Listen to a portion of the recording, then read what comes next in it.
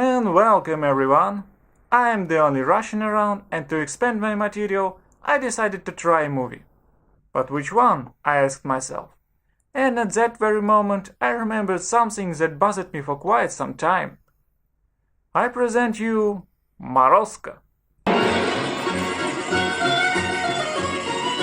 infamous, gripped by mysterious science theater Jack Frost. Or Father Frost. Or Frosty. Confusing, right? I've never realized that this movie was that popular in Western world because of MST. Even IMDb has lots of comments, and to be honest, a lot of them are full of hate. And here is the first problem. Lack of understanding from both sides. Russian or Eastern European people call everyone else stupid and brainwashed because they're not seeing how good this movie is. And people from the other countries call this movie a nightmare fuel and worst movie ever. As always, it's not that simple.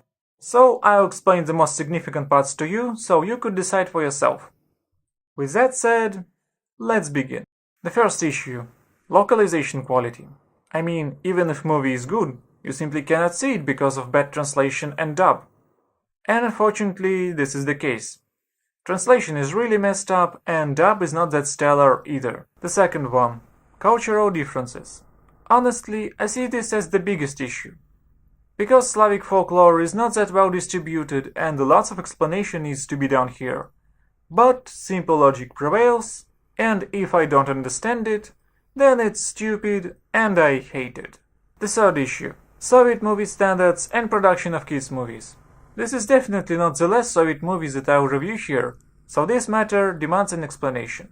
The fourth issue. The quality of movie itself. I know it is abstract and subjective, but I'll try to pinpoint objectively good and bad sides of movie. The fifth. Mystery Science Theater 3000. From what I've learned, most people are familiar with Jack Frost thanks to this show, and base their opinion on the things that were said there. For example, you're going to a cinema, but your friends told you that movie is bad, laughable, and worst thing ever. Then your disposition will drop down, and you'll be expecting flaws even where there isn't any. It's not obligatory, but still I see it as a problem. The sixth. It's just hate towards everything Russian or Soviet. I can explain it or can do something about it, but it's still one of the causes, nevertheless. And I'll start with issue number 3. It is important to understand that movies in Soviet Union were produced by government.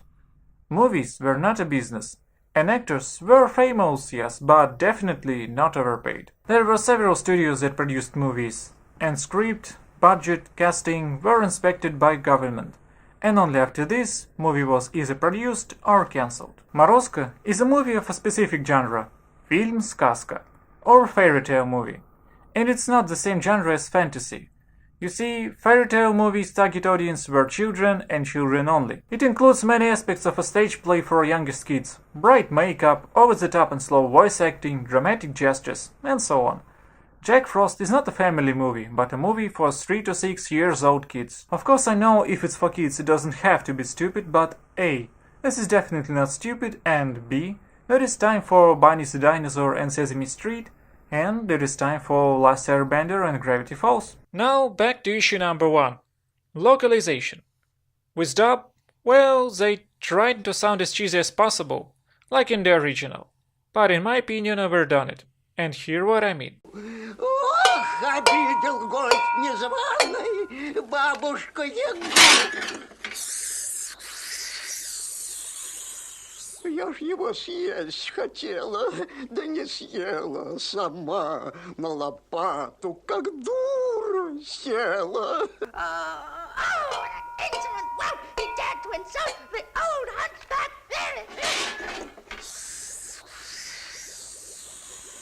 Here, I wanted to eat that young idiot, and instead of that, I almost let myself get eaten up. Silly witch that I was.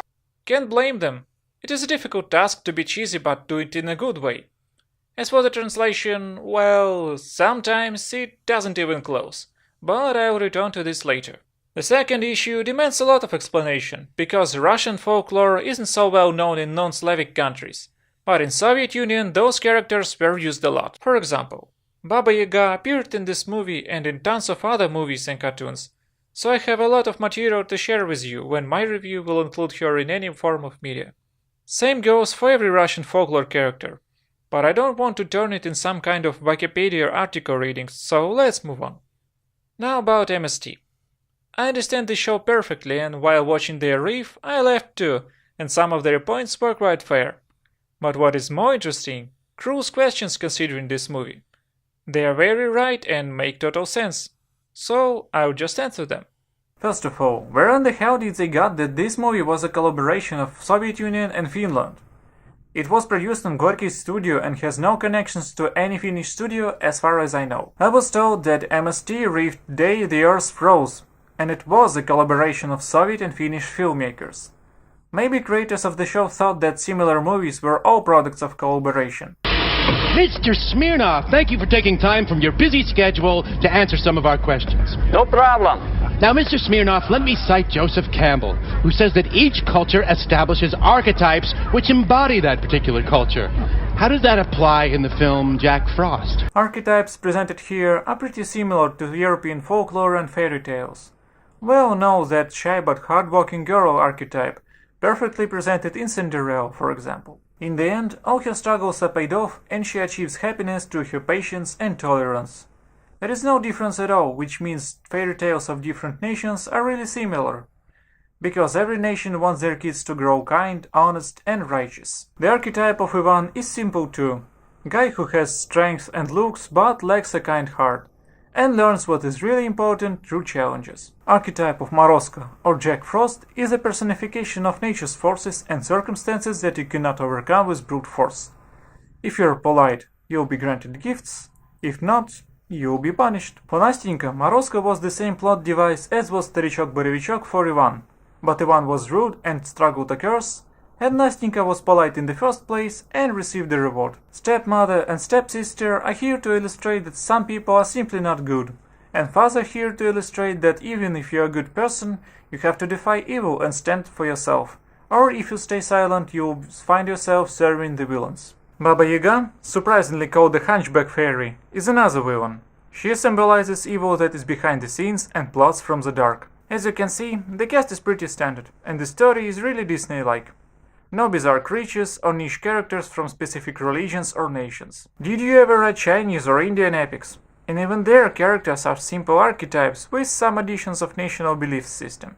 And this concludes my first answer. Well, how does that relate to the diminishment of Russo-Finnish ties? The second one is irrelevant, because it was not a collaboration.